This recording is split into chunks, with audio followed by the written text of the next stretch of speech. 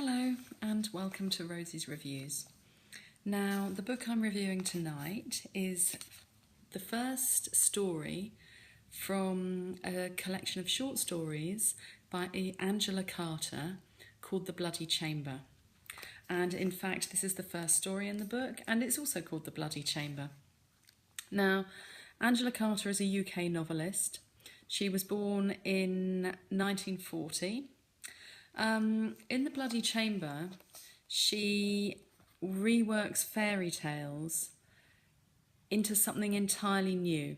So, yes, they have a slight feminist twist. Yes, they have an adult twist.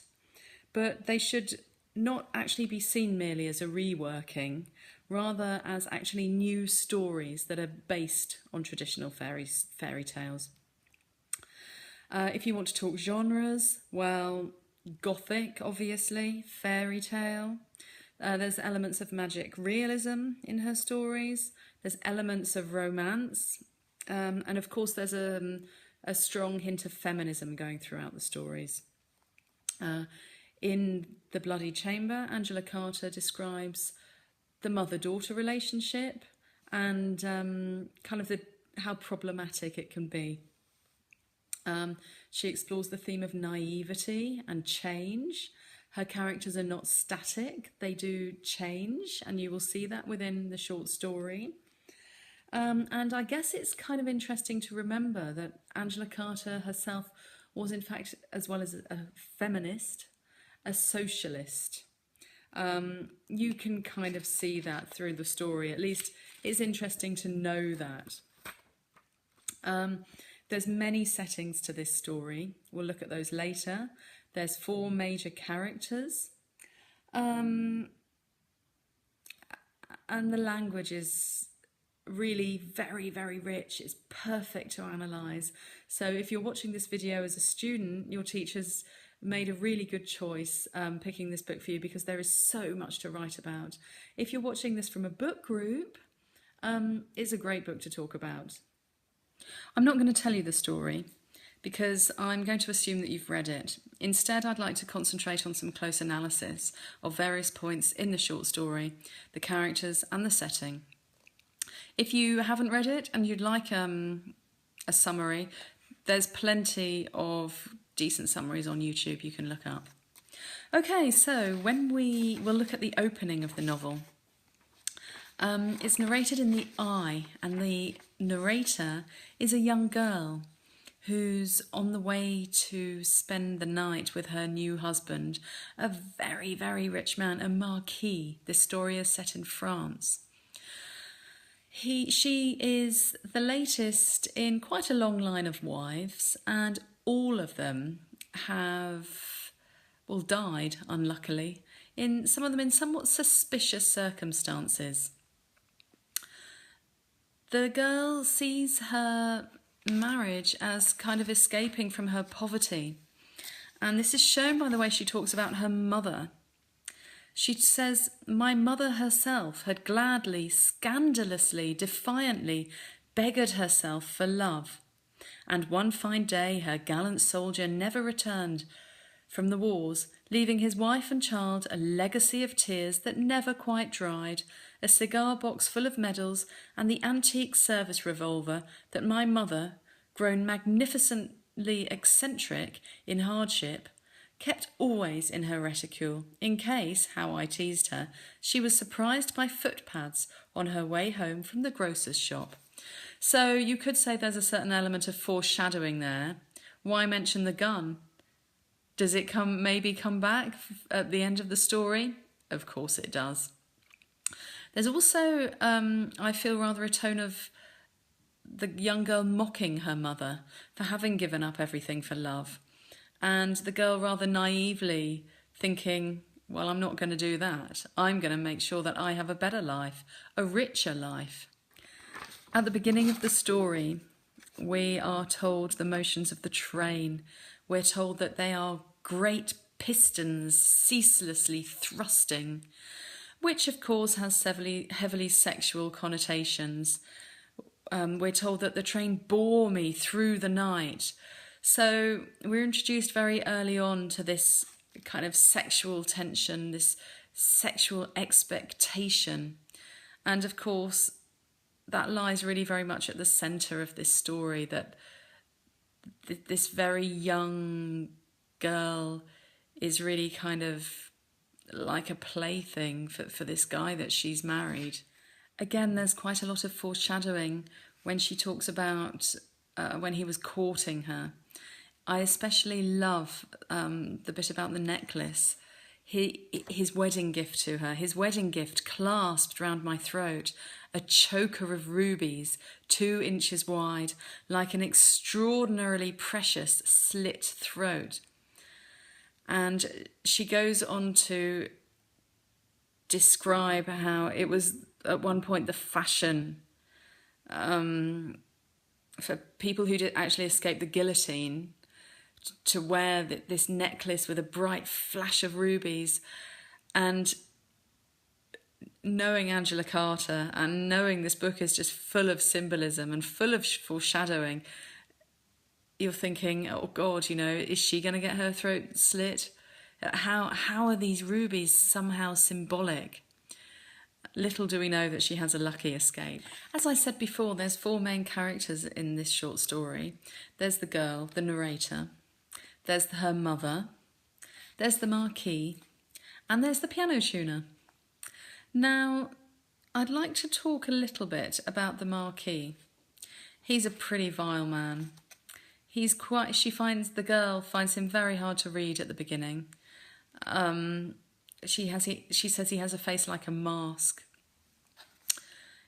His fondness for mirrors makes me very aware that he's treating his wife now like a slab of meat.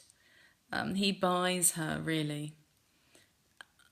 At one point she says, I saw him watching me in the gilded mirrors with the assessing eye of a connoisseur inspecting horseflesh, or even of a housewife in the market inspecting cuts on the slab. This is clearly not a love marriage, is it? And for all her naivety, it seems that the girl is really aware of this. She says, into marriage, into exile. I sensed it. I knew it, that henceforth I would always be lonely.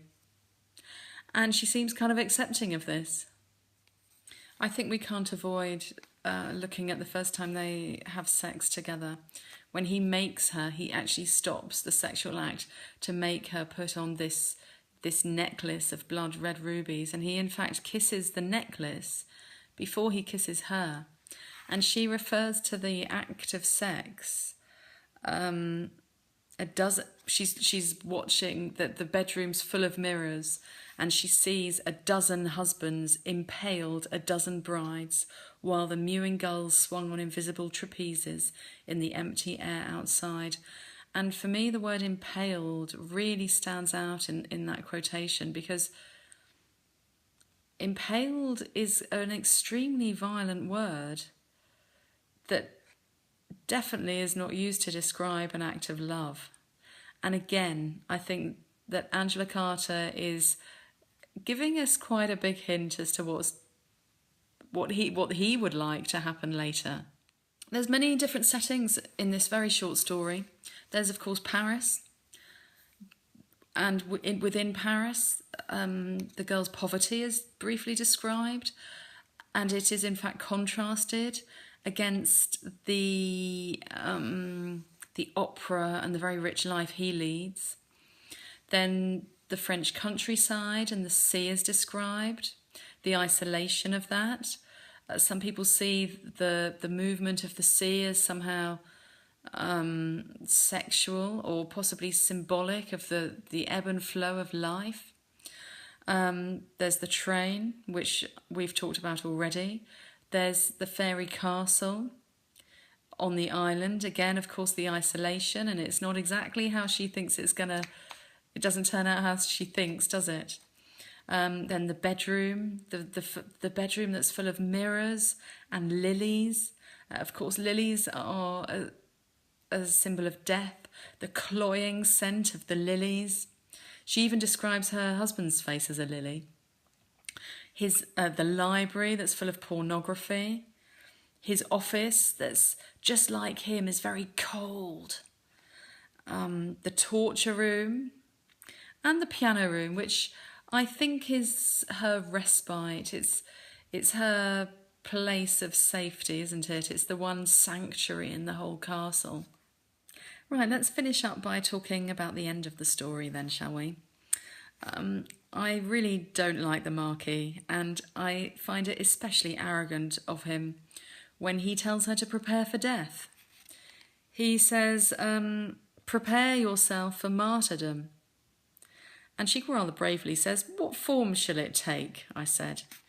Decapitation, he whispered, almost voluptuously. He's clearly enjoying it, isn't he? Go and bathe yourself.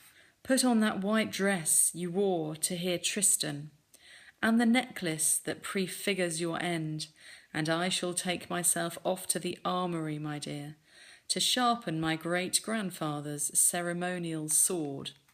So he's got it all planned out, and he makes no qualms about telling her this. I find that truly grotesque and rather arrogant somehow. And I love her mother. She is so super cool when she comes to her daughter's rescue at the end.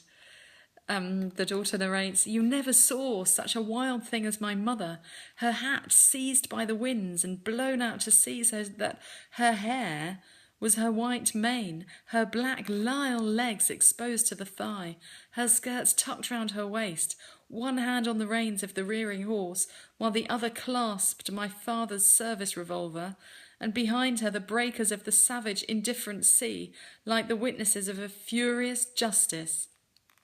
And she comes along and shoots him, just before he manages to chop her daughter's head off. So she totally saves her daughter's life. And I love that. And then, of course, at the very end of the story, not only is the mother brave and fearless and saves and telepathic, obviously, because the daughter doesn't ring her up and say, help, help, I think he's going to kill me. She actually rings up and says, yes, Mum, I'm fine. And they've got golden bath taps here. And then she bursts into tears. And the mum somehow feels that something's wrong and therefore comes to her daughter's rescue. So not only is she clever and brave, but of course once they've killed the Marquis, do they live in the castle in a life of richness? No, they don't. They make it into like some kind of home for blind kids, I think. A school for the blind. And they live a very modest life. The daughter, the narrator, her mum and the piano tuner. And I think here you can see, and a very happy life. And the modesty and the happiness reflects possibly Angela Carter's comment, or at least Angela Carter's socialist roots, and they live happily ever after. So I hope you enjoyed my review of Angela Carter's The Bloody Chamber. If there's anything else you'd like me to review, please leave a comment after the video. Thanks very much for watching. Bye.